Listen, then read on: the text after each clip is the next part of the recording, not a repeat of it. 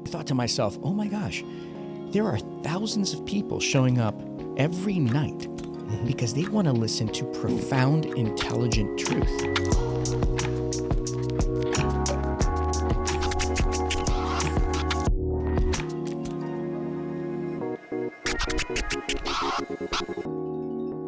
Hi and welcome to Storia, where storytellers disrupt. I'm Fabiano Altamura. And I'm David Noronha. And today we are going to be talking about an opportunity that we had that was really amazing. A friend of ours that runs Bethel Leaders Network, well, this was from me, then I heard that you were going by night actually, said, oh, Jordan Peterson is talking in Sacramento. Would you like to go? And I said, heck yeah. Then it was my daughter's 21st birthday. I was speaking to your son, Night. I said, oh, I'm going to see Jordan Peterson, like it was some cool thing. And he went, oh, I'm taking my dad. I went, we should all go down together. Yeah. And we literally went down last week. For those of you, again, I mean, you'd almost have to be living under a rock, but Jordan Peterson is a Canadian professor. He's a licensed psychotherapist, psychologist, clinical psychologist, and who has been... He's seen by some circles as quite controversial. I don't tend to. I mean, maybe he is, no matter what. But he's controversial for issues around free speech, for issues around pronouns, and so on and so forth. I mean, at least that's the stuff that's gone viral on YouTube. But the way that I got to know him a little bit, I saw the social media stuff, but I actually sat down and I read his book about the 12 rules. I don't know if you've had an opportunity to read anything by him, but the 12 rules, I think, are pretty common sense. A lot of it has to do with, stand up straight, put your shoulders back, go take a shower, cut all your practical hair. Stuff, yeah. Incredibly practical and whatnot. I think the reason, I'm curious to see why you think he's controversial. I think, for me, the reason why he's controversial is because he harkens back to a time when certain things were just what they are. I actually don't think he's controversial. I just think the world has gone that stupid. Normality seems controversial right now. Fair enough. You understand what I'm saying? I do. actually think he would have spoken normally, I don't think he would have got any traction because people would be saying, yep, he's just talking like a well-rounded human being. Now the world has got so stupid that he's just bringing a standard back. The Bible talks about this idea of, when the sane things become insane, right? When the sane become insane and the insane are seen as sane. So we had this opportunity. My son bought tickets. You had a friend that provided you tickets, and we drove down. We had a fantastic conversation on the way down, just a group of men, my son being the youngest, 16, you being the oldest. And there's our runner, folks. There we are. That's the theme throughout this season. I'm the older one. I'm the taller one. That's right. You are. You're all the biggest and best things. Yep. But we went down, and I think what I was struck by once we got there, I was actually moved emotionally. I was moved emotionally because I think I thought to myself, here's a man that I really, truly admire. Oh, yeah. He's not as funny as Mark Twain, although he is humorous. But I thought to myself, the way that people flocked to go see Mark Twain tell stories, I mean, there were thousands of people there. Right. I would guesstimate at least 3,000.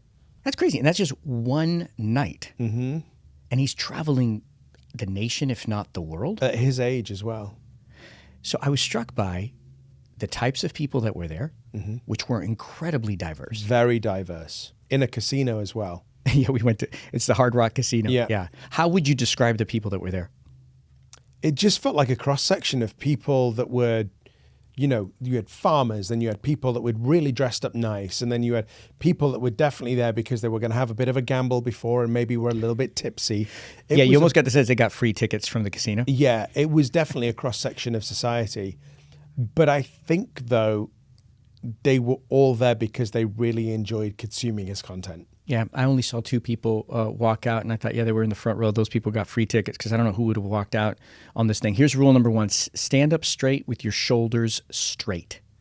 Stand up straight with your shoulders straight. I would disagree with that, but yeah. How so?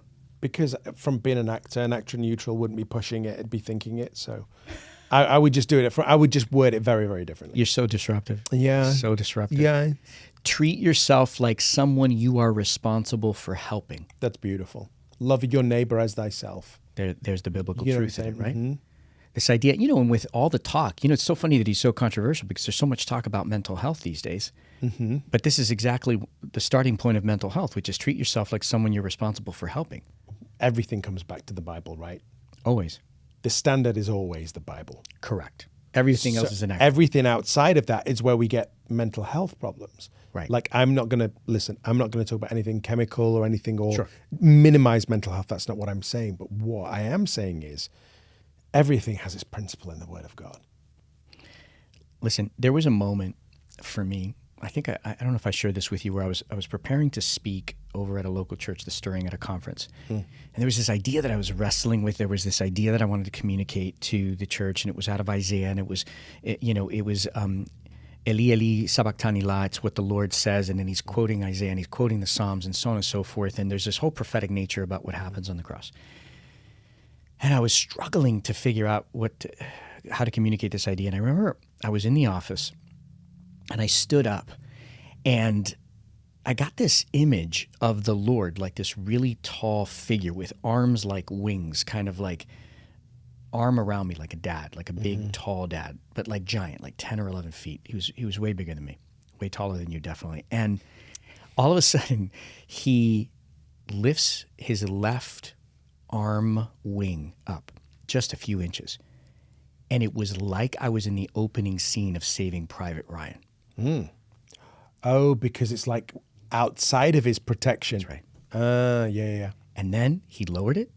It went as silent as a sound booth. Right. And all I heard him say was, "You'll never know what I protect you from every day." And it's like a dad. It's like a dad who just takes a hit for the boys, right? Yep. For the son. And He's so, well, the Bible calls the Holy Spirit, the church, the restrainer. Because if you believe in the rapture, once the church is taken out, that's when evil can accomplish what it needs to do. right, because there's no covering. There's no covering there. I mean, no bulletproof obviously God vest. is still in control, but there isn't the restraining force that is the holiness of the church and the Holy Spirit there, So when I think about mental health, and I think about what we're talking about here, and what Jordan Peterson, I think, implies within this thing, is that when we step out of the covering of God, and I'm not saying this is always the situation, because there are believers that are struggling with mental health. Of it's course, a complicated absolutely, issue. 100%. So it's not a critique, but what we do know for non-believers, and I often think about this, is I don't know how you walk through a day in this world. Without the Lord? Yeah. I have no idea, but what I love about Jordan Peterson, he brings everything back to the Bible. He does. What stood out to you when you heard him talk? Well, for me, it's funny. I've used this kind of analogy. When you listen to Pastor Bill Johnson, for those that don't know him, is the pastor of our church at Bethel in Redding, California. He drops constant one-liners, but I feel like they go straight to my heart. So even though I might not be able to reason with him straight away, it goes straight to my heart. Jordan Peterson, it didn't feel like it landed in my heart. Not to say that it wasn't moving. It was so intelligent, though. Yeah. That they were like Pastor Bill one-liners, but my brain wouldn't catch up. Huh. It's like Pastor Bill, my spirit's trying to catch up. With Jordan Peterson, my brain was trying to catch up. It's like your brain is trying to buffer. Yeah, and I wouldn't say I'm stupid. No. You know what I mean? I have a level of intelligence, but I was like, wow, I understand what he's saying. But he talks in such a fluid and I would say pretty structured way. He does. He knows where he's going. He knows exactly where he's going. But I was like, wow, I'm trying to catch up with that.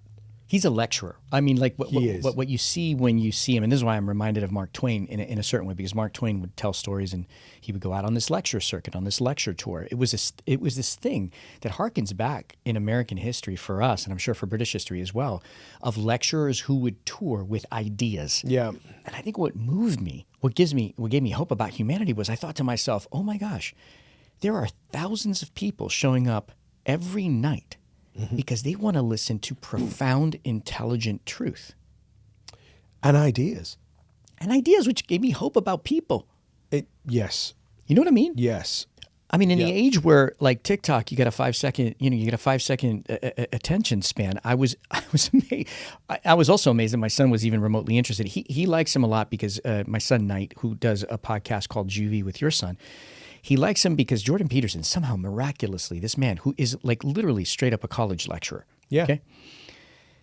You got these TikTok clips and you got these Instagram, which are literally clips for the most part from his lectures. Right. I think he's striking a chord with young men uniquely because he's talking about masculinity in a different way than culture is. Yeah, and I think he's talking sense because I think people are getting a little bit bored of the craziness. Do you not think? Oh, I mean, if not bored, just overwhelmed by the absolute stupidity and insanity. Frustrated with mainstream narrative. Yeah, like we talked on one of our other episodes about propaganda. I think when story is told in a way that it inspires me versus insults, and I feel soiled by a lot of news stuff now. So I kind of don't want to watch it, and but I want to be informed. But within the same breath as well, I feel like we are, as the church, we're functioning in the old, we'll hear this a lot, the old Babylonian system, which is, you go to work 40 hours a week, you save, you get a 401k. And I think the Lord is really, he's wrecking my mind at the moment. And I think, 20... How so? What does that mean, wrecking your mind? What does that mean? Taking ceilings off the way I think. Yeah. Like old past narratives that now for me just don't work. Like, look at them. Well, why can't I? And then you look at Jordan Peterson, you go, 20 years ago, he was speaking mainstream language. Now, he's controversial. Right. 20 years ago, I don't think he would have been merely controversial, maybe. No, and I mean, the story now is they're trying to revoke his license. Right, because of a topic, that the media are portraying that there is, his view on gender. Yeah, not just gender. I mean, on free many speech different things and everything. So many different topics. Let me read you the first one. Befriend people who want the best for you. That's just again a biblical phrase. You hang out. Bad company corrupts good character. Correct. Number 4, do not let your children do anything that makes you dislike them. Do not let your children do anything that makes you dislike them. Remember that children are born with original sin and have a huge capacity for evil. They're not innocent beings. They need discipline. This is an interesting one. Do you disagree with this one theologically? I just don't know if I fundamentally understand it. Yeah. How can you do something that, inherently you're going to mess up? Oh, yeah. So, I think this whole chapter, because basically each principle is like a chapter. In this particular chapter, he's going after parents that just allow their kids to be complete jerks. But it's talking about the parent. Yeah, basically, don't raise your kid to be an idiot. Oh, okay. No, well, I agree with that. So that you don't dislike. Well, it says, however you want to refuse it, but it says don't spare the rod, right? Yeah. Discipline your children. I'm not saying I'm an advocate for corporal punishment on my children. I'm just saying, but there is an element of discipline that you have to discipline your kids. Yeah, Danny Sok, who teaches a lot of parenting stuff at Bethel and in other environments, he talks a lot about raising your kids to be decision makers, to be the types of people that can actually live and own their own life. That really what we're trying to do is train them up to be just amazing decision makers, right? Yep. So that's just good advice. Here's a good one, and there is a biblical principle for this. Set your house in order before you criticize the world. Right? Yep, the speck out of your own eye. Take the plank out of your own eye. Yeah, the plank, that's right. Take the plank out of your own eye before you look at the speck in your brother's eye. For me, that's a judgment thing like we've talked about. If you can live judgment-free, how do I not have judgment in my heart towards somebody? Not understanding their own circumstance. But as humans, we're quick to judge. Like, when we're talking about Christian movies, I say this all the time. Christians always judge from the sidelines about the quality of content, but don't want to do anything to change it. Yeah, because it's hard. It's really hard and expensive to make something good. I'm not justifying it. I'm just saying. But then I'd be like, well, then reframe your language. We're both storytellers, so language and words mean a lot to us. Exactly like what he said to Jordan Peterson. Mm-hmm. Do you remember that? Words mean things to him. They do. Right. Words, the way he crafts words, the way he phrases words means a lot. So for us, it's like, without having judgment, just go, wow, they're in motion. You know, I did the same. I still say the same in some areas, but they're in motion. God can only move something that's moving. It's an easy pot shot. I got convicted about that as well. I mean, I think when I first arrived at Bethel, first of all, I was just happy to have a home. You know, we talk a lot about at Bethel Conservatory of the Arts about welcoming the prodigal sons and daughters home. It's still a big mission. This is why we started the school, and we have programs in screenwriting, filmmaking, music theater, acting, and dance. I think you and I decided to get off the sidelines and to stake a good portion of our life and even our finances to actually try to remedy the problem. And I will tell you right now, if writing a screenplay is hard, I will tell you that creating a school to train up the next generation of creative revivalists is not for the faint of heart. But if somebody doesn't do something to begin, who's going to do it? Exactly. And we thought we'd be, you know, like it says in the Roosevelt's, to Theodore Roosevelt, the man in the arena, we don't want to be seen as those cold, timid souls that neither knew victory or defeat. Right. If we were going to do something, then we put our own money in it. Mm-hmm. Right? Yeah, Texas Hold'em all in. All in. I mean, all in, baby. Like, because at the end of the day, I don't want to stand before the Lord and go, what did you do? Right. I'm like, I didn't want to just sit back and criticize it. I actually wanted to train actors to go into the industry. Yeah, and listen, here's the thing. For you and I and our wives and our staff, there's a twofold, I mean, maybe more. I'm sure it's manifold, but there's twofold that we're trying to go after here. Number one, we look at the world, we look at the state of, not all, but a good portion of our creativity, of human creativity and art out there, the stuff that we're selling, consuming, feeding to our kids, and I think we thought, we've got to do something. Number one, just about the stuff that we're making. The other side of it is there's generations, and you're traveling a lot now, speaking at conferences. So I'd love for you to speak to this. But there are generations of believers that are just crushed and aching. They have these dreams. They have these things that they want to create. When you go out for these conferences and you share the Bethel Conservatory of the Arts message, what are you seeing at these conferences? Yeah, what are you seeing there? Just dreams dead. Who killed dreams that have Who killed these dreams? I think it's a mixture of, we can't not be responsible as well. Sure. I mean, I would say that you're meaning the individual. Yeah, the individual, and I think the culture. Like, it's so funny. The pastor in Nashville went, people come to Nashville for their dreams to die. Oh, that's such an Oh my gosh. It broke my heart because I was like, people go to Nashville with a dream. Right. But then it becomes the graveyard of dreams. And I'm like, that's so sad. So I think really it's recalibrating people because you have two camps, right? Really, those people that have had a dream, then lost the dream, been burnt by the dream. So now their dream is really, it's a representation of fear and pain. Yeah, and you have the other group that are like, I'm excited to do it, but I don't know how to do it. And my church is saying it's not great to do it. So what do I do? So you have these two camps. And I'm like, listen, God gave you this dream. The whole process is what you would call an adventure. It's what Jordan Peterson was talking about, right?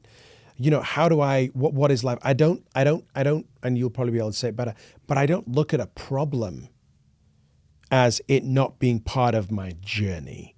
The problem is part of the adventure, and I have to reframe it. Do you remember how he said it? Yeah, I mean, what did he say? I can't remember fully, but he put a whole different spin on responsibility. He did, and problems. Yeah, I was taking notes and then occasionally being moved by the fact that there's a 60-year-old, super crazy, smart, well-dressed man up there, and thousands of people are coming to see me. Just give me such hope for humanity. Yeah, I took these notes. Adventure is more reliable than happiness.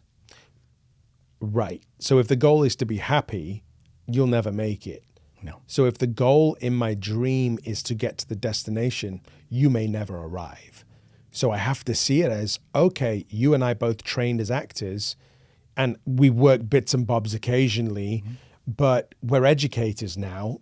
And that old phrase is, those who can't teach. So does it mean we're failures? But the biblical mandate is like, he filled Bezalel with the Spirit, told him what to do, then gave him the ability to teach. Well, and Jesus was rabbi, Jesus was teacher. Teacher, Jordan Peterson, what is he? He's a teacher. And teachers are held biblically. Oh my gosh, to a higher standard. Just shy of the prophet. I mean, Old Testament prophets gosh. got stoned to death, but teachers will be held accountable in the New Testament Absolutely. for what it is that we teach. Adventure is more reliable than happiness. And if you don't know Jordan Peterson, what you should know is that when he speaks of adventure, he's not talking about a zip line in Fiji. No. What he's talking about, he describes adventure as a place of optimized challenge. Immersive, optimal challenge. And he says that where you find adventure is in the place of greatest responsibility. That's bonkers. I mean, now that is going to debunk any kind of contemporary thought.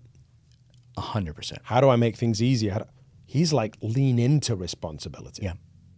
Think about every spiritual discipline, even the Eastern philosophies to a certain extent, right?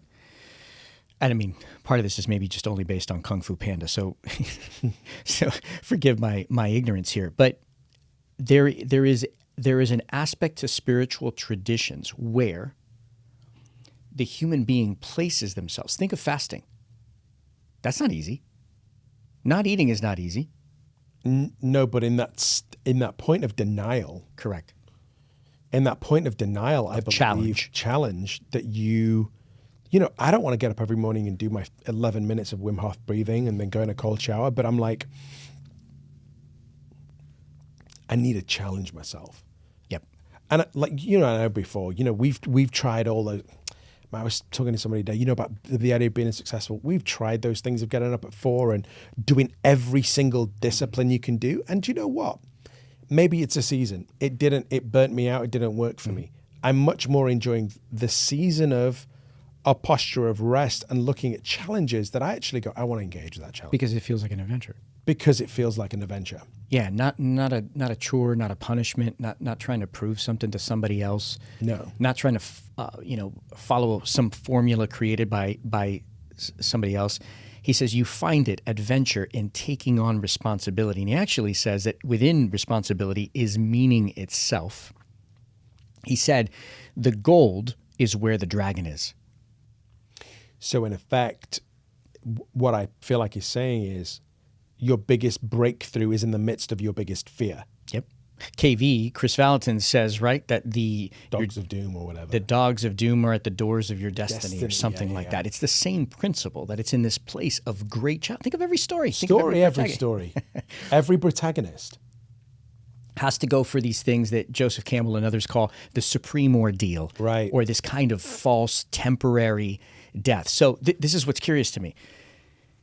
Humanity goes and gobbles up more stories in this same shape of challenge, of turmoil, of overcoming obstacle. In fact, you can't have a story without obstacles. And yet, the modern human being is trying to remove all obstacle from their life. But then there are no tactics employed. So how do you overcome the obstacle? Do you know what I mean? It becomes a boring story. If there's no obstacle, then what if in your life, if you don't have challenge and obstacle, you don't actually live any story? I mean, God modeled that, didn't he? Mm-hmm. I mean, it was like, listen, let's create a beautiful love story. Let's set it in utopia, right? Mm-hmm. But how are we going to challenge them? Just by telling them there's a tree? Or do you need somebody to whisper in their ear that they shouldn't eat? There's a tree. There's a snake. I don't think you can have any good story where the protagonist doesn't encounter some villain. Yeah, listen. Right? If I'm on an island with only one woman, there is no monogamy. Because there's only one. Because there's only one, right. There's no choice. God chose us, and we need to choose him. All right, here's some other fun stuff. Mm-hmm, mm-hmm. Whatever happens when you tell the truth is the best thing that could happen to you. This was in the context of him saying, tell the truth, or at the very least, this is very funny and clever of him, always tell the truth, and if not, try not to lie, which I think is tongue-in-cheek. But he says that we often avoid telling the truth. Because of a consequence. Because we fear the consequence. But then he says, who is it that you become on the other side of the lie? Because you're no longer yourself. You can't actually. It's almost like, it makes me think of this principle of like a multi-dimensional thing. And I started thinking, if when we tell the truth, we stay on the storyline that God intended. Yeah. Because we are our truest selves when we tell the truth. And then I thought to myself, as Jordan Peterson was talking about this, when we lie, we suddenly step out from the dimension of truth, the true narrative that God had for us. And we step into this other false identity because we've lied. And at that point, we're divorced from ourselves and we're living a life that's not ours anyway. Well, it's like that what you said about Saving Private Ryan. Yeah. He lifted it up so you could see it. When you lie, you choose to lift it up to go out into the battle, right? That's good. So I think that, if we listen, do we want to be in this storyline or do we want to write our own? I tried the other version. God, dude. I mean, it just doesn't work, man. And like, I'm glad you wrote these down because these are Bill Johnson level quotes. They are. They're profound. Let me hit you with a few others before we wrap up. Pursue what is meaningful, not what is expedient. Quick fix, vending machine, prophetic words. He says life is suffering. The book of Genesis tells us that. There's no easy way around this, so quit looking for shortcuts. So quit looking for storage. And I think he mentioned Genesis 12, which is... He does, and he's doing a tremendous teaching on it, I think on either the Daily Wire or online on Genesis and Exodus or something like that, which I'd like to check out. Number 8, this one we hit on. Tell the truth or at least don't lie. Number 9, assume the person you are listening to knows something you don't. Beautiful. I got to remember that in the next couple meetings. Number 10, be precise in your speech. The sanctity of the word, not just the word of God. My dad always said to me, you talk too much. Be economical, economize with your words. My dad's from a family of 10 students from poverty in Italy. He came. How would he even know to say that? And he's Italian. And he's Italian. Good point. He said, economize with your words. Wow. What wisdom, yeah? Dude. Your dad's a cool guy. Yeah. Your dad's a cool guy. This is a funny one. I'll have to give you context of this because if you don't have the context, it's a little bit like, what? Number 11, don't bother children while they're skateboarding. All right, let me give you context. Don't stop them having fun. Allow them to do dangerous things. That's actually the context for this one. Oh, okay. He says he believes that a lot of the dysfunction that we see in society today, specifically with young men, which he talks a lot about, and I would agree because I've got 3 boys, I had to let my son do dangerous things. Like Knight, who's on the podcast. I mean, this kid, he just has a proclivity. Like he just gravitates towards doing the craziest things. But I realize that even my more conservative boys like Zai, who didn't necessarily want to do crazy, dangerous things, with the help of Knight and the encouragement, would still jump off roofs. I mean, just the other day, it took me 5 years to fix this. I fixed one of my gutters that had been ripped off from the side of my house because my boys were jumping from the roof. I have a shed, a writing studio in the back of my house, which unfortunately has to be right next to a trampoline, which I knew was a bad idea to begin with. He's 16. Well, there's that too. That's the sound of the trampoline while I'm trying to write. Yeah. No, the issue is that Night, even at 16 now, he's like, Papa, can I jump off the roof? The same kid wants to get a really souped up Toyota, man, and I just don't know that I can't bother him. I think both our kids are like that. I mean, my son jumped out of a plane. Oh my gosh, with crutches. Right. Well, he has like 16 tattoos. He's a risk taker too, and the both of them decided to start. Jumped out of a plane with the crutches. I'm like, dude, okay. That's crazy. That's right. That's right. All right, pet a cat. Number 12, final one. Pet a cat when you encounter one in the street. Okay, he says, so I'm really scraping the barrel now. We're all going to die, probably painfully. So just make the best of what you got, and if you see a cat, stroke it. You might feel better, though probably not. And if there are no cats, pet something else like a dog. And I think it's just, I would pet a dog except it sneeze at a cat. Me too. We just bought a golden retriever named Winnie, who's so cute as all get out, and she's so playful. And I was watching her outdoors, and she just has to dig holes. It's just her nature. And I've just decided I'm just going to let her do it. I've got dirt in the back. Just go at it. Be a dog. I guess after 3 boys, I've given up. And I don't know if there's a book, but I'd love to write a book called Lessons I Learned from My Dog. Okay. There may be a book from it. Do you remember? Hit us with one. I mean, Dude, Jordan just Peterson's the way, got 12. just the way they understand how to rest when it's time to rest, play when it's time to play. And like my dog Harper, she has no filter. When she wants to play, she's gonna play, and she'll be right in your face. It sounds like you at 5 o'clock in a staff meeting, actually. Oh, dude, I don't think there'll be a staff meeting for me after 4 o'clock, dude. No, sorry. Well, man, it was great talking to you about Jordan Peterson. If you've never engaged with his material, we just encourage you to check out his book, The 12 Rules of Life. He's got some other ones on thinking. I'll warn you right now, I had to go back and reread portions of it. I have the audiobook and the book. I needed to hit both my ears, my brain. But I think what moved me is that not only was our generation present, but I saw a lot of Gen X, Gen Z, millennials. So I'm encouraged by the fact that humanity is going out to listen to intelligence as well. Yeah, I agree. It's been great hanging out with you guys on Storia, where storytellers disrupt. What do they need to do, man? You need to like, subscribe, leave a comment, and tell us that you are enjoying our content. We'd love to connect with you in the comments. See you soon.